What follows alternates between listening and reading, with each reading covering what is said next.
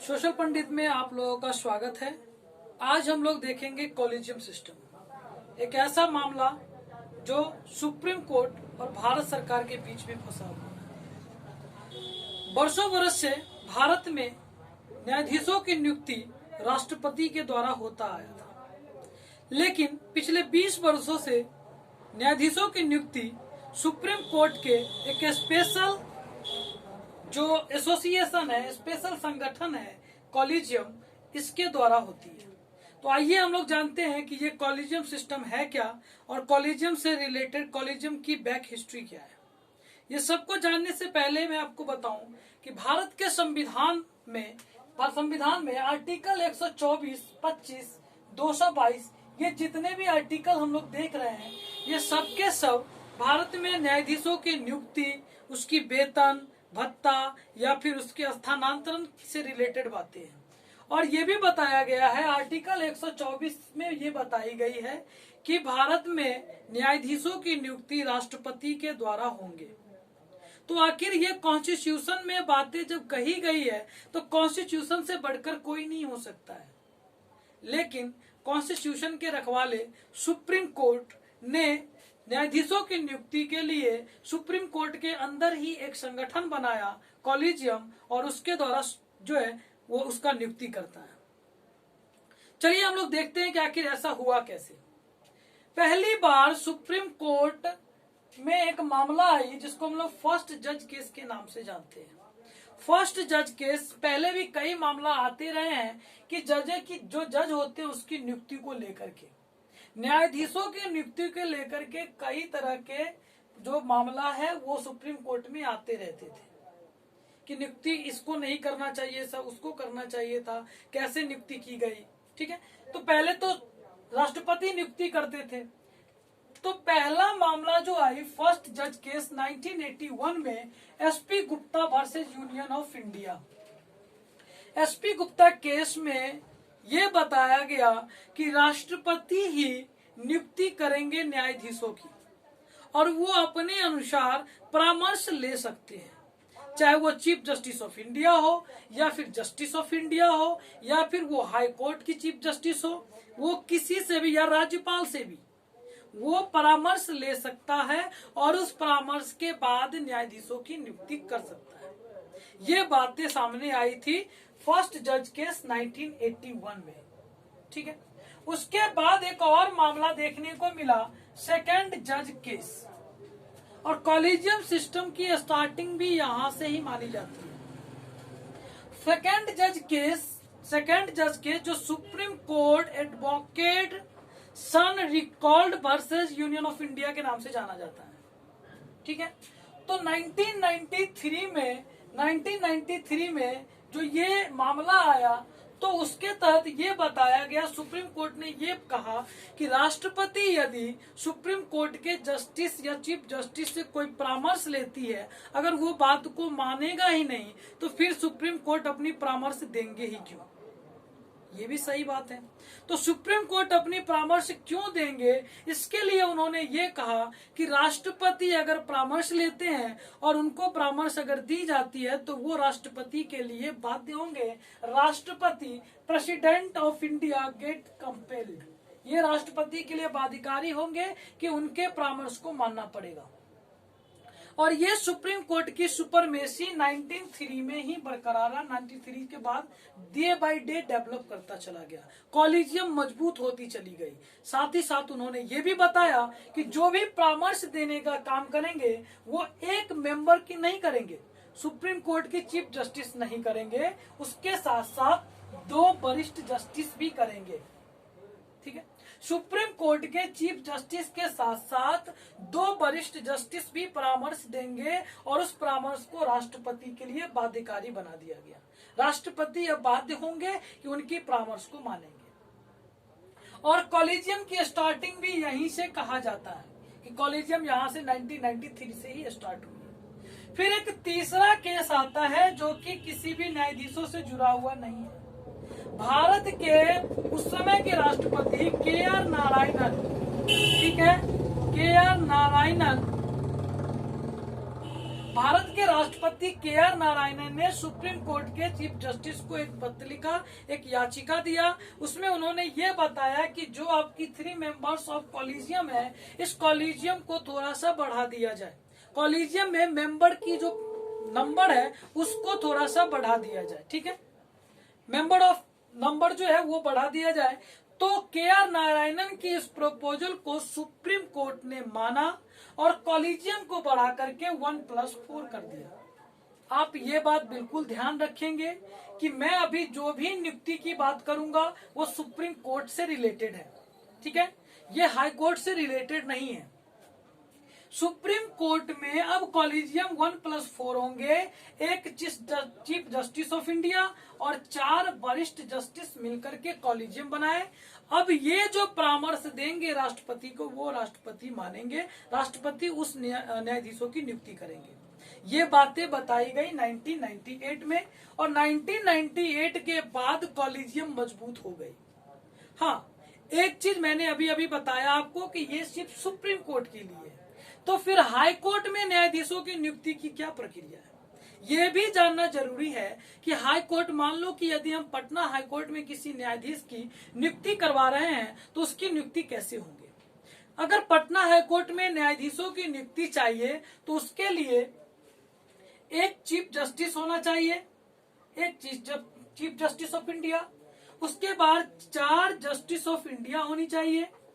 ठीक है, वरिष्ठ। एक चीज और भी मैं बता दूं कि ये 4 वरिष्ठ जस्टिस जो होंगे वो भी अपॉइंट होंगे चीफ जस्टिस के द्वारा ही। वो किसी भी मेंबर को बना सकते हैं इस कमेटी का मेंबर। ठीक है, साथ ही साथ 3 मेंबर जो है वो हाई कोर्ट के जस्टिस होंगे। ठीक है, हाई कोर्ट के जस्टिस होंगे, यानी कि जिस हाई कोर्ट की न्यायाधीशों की नियुक्ति होनी है उस हाई कोर्ट के चीफ जस्टिस और उस हाई कोर्ट के 2 अदर वरिष्ठ जस्टिस, यानी कि ये टोटल मिलकर के हाई कोर्ट में न्यायाधीशों की नियुक्ति करेंगे। तो ये भी एक कॉलेजियम है। कॉलेजियम कितने भी मेंबर का हो, मैंने 2 मेंबर 3 मेंबर पढ़ा, 5 मेंबर का पढ़ा, यहाँ पे मेंबर की संख्या बढ़ गई, लेकिन है कॉलेजियम ही, कॉलेजियम सिस्टम ही है। तो कॉलेजियम सिस्टम में कई तरह की प्रॉब्लम देखने को मिला। कॉलेजियम सिस्टम पे भारत सरकार ने यह भी बताया कि ये लोकतंत्र के लिए खतरा है। आखिर क्यों कहा गया? क्योंकि कॉलेजियम के द्वारा भाई भतीजावाद जैसी बातें उभर के आती है। आपने सुना ही होगा कि डॉक्टर का बेटा डॉक्टर, जज का बेटा जज, इंजीनियर का बेटा इंजीनियर हुआ करता था। लेकिन आपको ये भी पता होना चाहिए कि अब राजा का बेटा राजा नहीं होगा, राजा वही होगा जो उसका असली हकदार है। तो कॉलेजियम में ये एक प्रॉब्लम उभर के आई कि यहाँ पे भाई भतीजावाद के संभावना बढ़ जाती है। ठीक है, तो इसको लेकर के भारत सरकार ने क्या किया कि 2014 में संविधान में संशोधन करके 121वां अमेंडमेंट, ठीक है, 121वां संविधान संशोधन के द्वारा उन्होंने एक नया कानून लेकर के आया, एक नया नियुक्ति के लिए एक चीज लेके आया, वो था national judicial appointment commission, NJAC। अब कॉलेजियम के जगह पर NJAC ही अपॉइंट करेंगे न्यायाधीशों की। ये बात पहली बार 2014 में आई, मोदी कैबिनेट के जो फर्स्ट सेशन थी, या फिर फर्स्ट मोदी कैबिनेट कह सकते हैं आप। ठीक है, मोदी जी की पहली गवर्नमेंट में 2014 में ये कानून लोकसभा राज्यसभा से होते हुए प्रेसिडेंट ऑफ इंडिया के द्वारा 31 दिसंबर को ये पास हो गई थी कानून। क्या ये कानून भारत में लागू हुई? क्या न्यायाधीशों की नियुक्ति NJAC के तहत होती है? इस बात को अगर आप जानना चाहो तो सुप्रीम कोर्ट ने इस कानून को निगेटिव करार देते हुए नेगलेक्ट कर दिया। सुप्रीम कोर्ट ने यह बयान दिया कि ये कहीं ना कहीं जो न्यायाधीश की मामला है या फिर न्यायाधीश की नियुक्ति की मामला है उसमें पॉलिटिकल इंटरप्शन है, पॉलिटिकल इंटरप्शन। और अगर जुडिशियल में पॉलिटिकल इंटरप्शन होती है तो ये कहीं ना कहीं उनकी इंडिपेंडेंसी पर एक प्रश्न चिन्ह है। उनकी फ्रीडम पर एक प्रश्न चिन्ह है, और जो कही जाती है कि जुडिशियल हमारी फ्री है, वो नहीं रह जाएगी। तो सुप्रीम कोर्ट ने इस बात को नहीं माना। अब मैं आपको एनजेएसी का कुछ प्रपोजल बता दूं कि एनजेएसी के तहत न्यायाधीशों की नियुक्ति अगर होती तो कैसे होती। जिस तरह से कॉलेजियम में 5 मेंबर्स कमेटी है, उस तरह से एनजेएसी में भी 6 मेंबर कमेटी थी, 6 मेंबर कमेटी। और ये कमीशन में कौन कौन से लोग थे, अगर ये आप जानना चाहो तो मैं आपको बताऊंगा कि एक चीफ जस्टिस ऑफ इंडिया होंगे, चीफ जस्टिस ऑफ CJI से मैं डिनोट कर रहा हूं, चीफ जस्टिस ऑफ इंडिया होंगे, ठीक है। उसके बाद जो 2 होंगे वो जस्टिस ऑफ इंडिया होंगे, ठीक है। और तीसरा होंगे कानून मंत्री भारत के, ठीक है। जो तीसरा होंगे वो जुडिशियल मिनिस्टर कह सकते हैं आप उनको, ठीक है, वो कानून मंत्री होंगे, ठीक है, लॉ मिनिस्टर। और उसके बाद 2 अदर मेंबर होंगे, और इस 2 अदर मेंबर में एक मेंबर जो होंगे वो SC हो सकते हैं, ST हो सकते हैं, OBC हो सकते हैं, या फिर वो वुमेन हो सकते हैं, ठीक है। ये एक मेंबर इनमें से कोई होनी चाहिए और दूसरा मेंबर अलग होनी चाहिए। एक चीज और भी मैं बता दूं, CJI ने ये भी कहा कि ये 2 मेंबर की नियुक्ति जो होगी वो वैसे ही नहीं होगा कि कोई भी अरे गहरे नत्थु खैरे होंगे 2 में किसी को रख दिया जाएगा, ठीक है। वो ऐसे ही नहीं हो सकता। अगर ऐसा होता तो जो गवर्नमेंट के लोग होते उनको ही उसमें डाल दिया जाता, फिर उनकी मजबूत हो जाती पावर। तो ये सिस्टम कैसे होगी, मैं इसको भी समझाता हूं कि ये 2 मेंबर का सिलेक्शन जो होगी वो कहीं ना कहीं भारत के एक CJI यानी चीफ जस्टिस ऑफ इंडिया, ठीक है, चीफ जस्टिस ऑफ इंडिया, उसके बाद भारत के जो प्राइम मिनिस्टर होंगे वो होंगे इसमें, ठीक है। और साथ ही साथ लोकसभा के विपक्ष के लीडर, ठीक है, अपोजिशन लीडर, लोकसभा के अपोजिशन लीडर जो होंगे वो अपोजिशन लीडर, यानी कि ये सब मिलकर के डिसाइड करेंगे कि ये 2 मेंबर कौन होंगे। तो ये 6 मेंबर कमेटी थी एनजेएसी की, ठीक है। लेकिन सुप्रीम कोर्ट ने इसको नेग्लेक्ट कर दिया, सुप्रीम कोर्ट ने इसको इग्नोर कर दिया, और आज भी भारत में न्यायाधीशों की नियुक्ति कॉलेजियम के द्वारा ही होता है। हाँ, एक बात मैं आपको और भी बता दूं कि ये कॉलेजियम की कॉन्सेप्ट जो सुप्रीम कोर्ट में आई है वो कहीं ना कहीं इसके लिए रिस्पॉन्सिबल है इंडिया बार काउंसिल, क्योंकि पहली बार बार काउंसिल ने ही, जो फर्स्ट केस था इसमें 1981 में बार काउंसिल ने ही, ठीक है, बार काउंसिल ने ही यह प्रपोजल दिया था कॉलेजियम बनाने के लिए, ठीक है। तो बार काउंसिल को ये जाता है श्रेय, कॉलेजियम का श्रेय बार काउंसिल को जाता है। तो आज भी भारत में न्यायाधीशों की नियुक्ति कॉलेजियम के द्वारा होती है। मैं आपको एक चीज और भी बता दूं कि क्या कॉलेजियम सिस्टम या फिर क्या सुप्रीम कोर्ट की सुपरमेसी डेमोक्रेसी के लिए खतरा है, क्योंकि भारत के अलावे और भी कई डेमोक्रेटिक कंट्री है, बड़े बड़े डेमोक्रेटिक कंट्री है, लेकिन उन देशों में इस तरह की सिस्टम नहीं है कि जुडिशियरी अपॉइंटमेंट होती है न्यायाधीशों की।